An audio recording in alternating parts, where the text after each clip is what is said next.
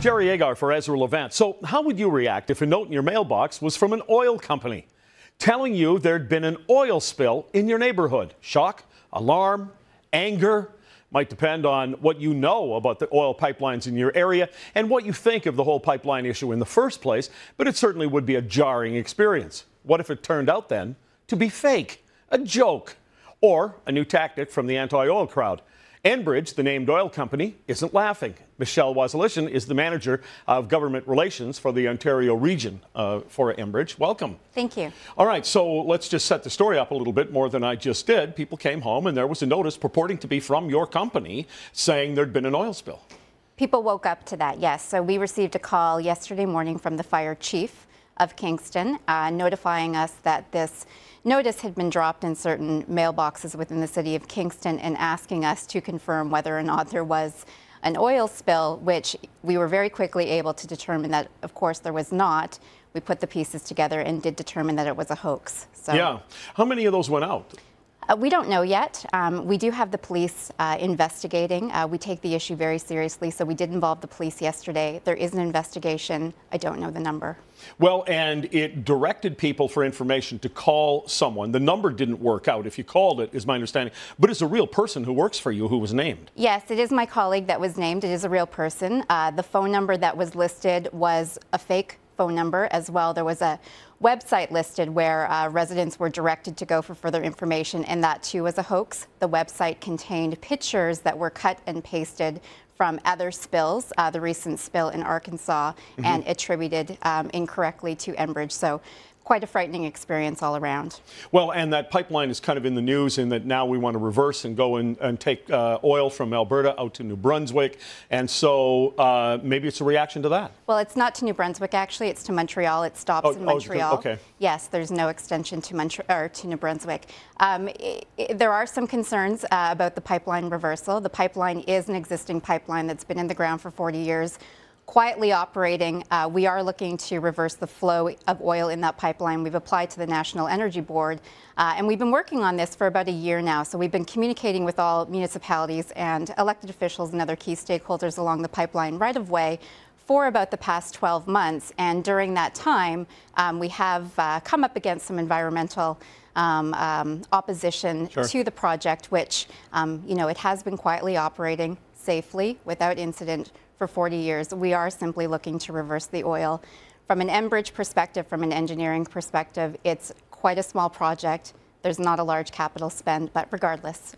Yeah, and it wasn't an April Fool's thing, no. I don't think. Well, it was several days after April Fool's.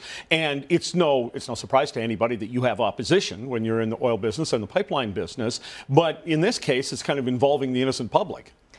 Well, it is, and we've never seen this happen before, thankfully. We hope to never see it again. It was very frightening. It would be frightening to me if I were a resident of Kingston to wake up to that in my mailbox. There are elderly people in the area that received the notification, people with disabilities. To think that you may have to evacuate your home is very scary. So it's something that we haven't seen before across the entire company. So we take it very seriously. Well, how seriously? I mean, you said you have the police looking into this. Are you willing to bring charges if they can determine who did it? Well, I can't comment on that, but we do take it seriously, and seriously enough that we did involve the police yesterday. Our immediate concern was getting out to Kingston and assisting the community and the municipality in getting the word out to residents that, in fact, it was a hoax and that everything was safe and operating as normal. But you're going to have now your people go around and talk to the citizens? We have Enbridge employees in the community today. They were there first thing this morning, and they were going door to door to the area in which we know the notices were delivered, and they are just putting a face for the residents and letting them know that everything is safe. We don't yet know all of the locations where the notification was delivered, but we do have a presence in the community.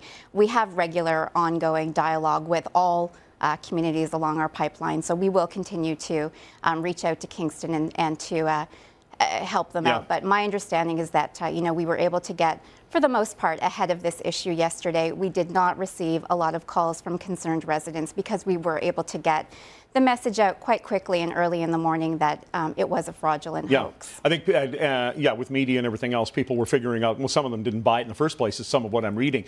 However, it can cause panic for people. It's causing a problem. Now you guys have to deal with it.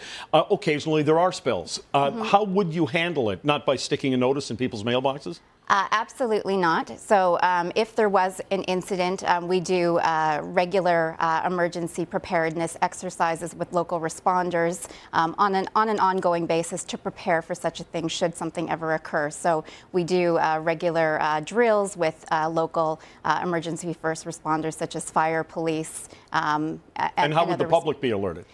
Well, it would depend on the circumstance, because each incident would be different, but they would certainly be notified, and safety is a top priority of the company. So we would look at it from that angle and determine what action needed to be taken. But we would not put a notification in someone's mailbox after the fact. We would be communicating with them directly. Yeah. Who did it? We don't know. There is, as you probably know, a lot of opposition right now out there to, I think, oil sands development and pipeline development in general. So there are a number of environmental activists out there who are voicing their concerns on broader pipeline and oil sands issues. And I think they probably used this incident, our Line 9 project, as well as other projects, I'm sure, to make their point. Unfortunately, this did go a bit far, fraudulent misrepresentation. But we don't know for certain. Well, there's honest opposition to what you're doing. People have differing opinions, and things have to be worked out in the community. This kind of an incident, though, I would hope that responsible people who are maybe concerned about pipelines and oil would take exception to this as well, because it's not going to help their cause. This is just a stunt that attacks the people of Kingston. Well, absolutely, and we've worked hard to get our message out there on what the project is and what it is not. There's a lot of misinformation out there on the project in all communities, not just Kingston, from some of the environmental activists, the main one being an issue around corrosivity. So there is a lot of misinformation out there.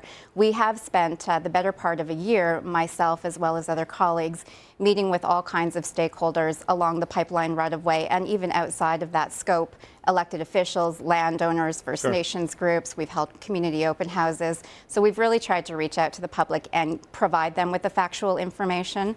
I don't think that there's public tolerance for the type of incident that we saw yesterday. I do think it goes above and beyond. Yesterday's incident put people's safety at risk, quite frankly. Sure, especially maybe, as you said, some handicapped people, elderly people. If they start to panic, you could have a problem. But absolutely. I appreciate your time it's here. Frightening. Thank you. Good to have you. Thank you.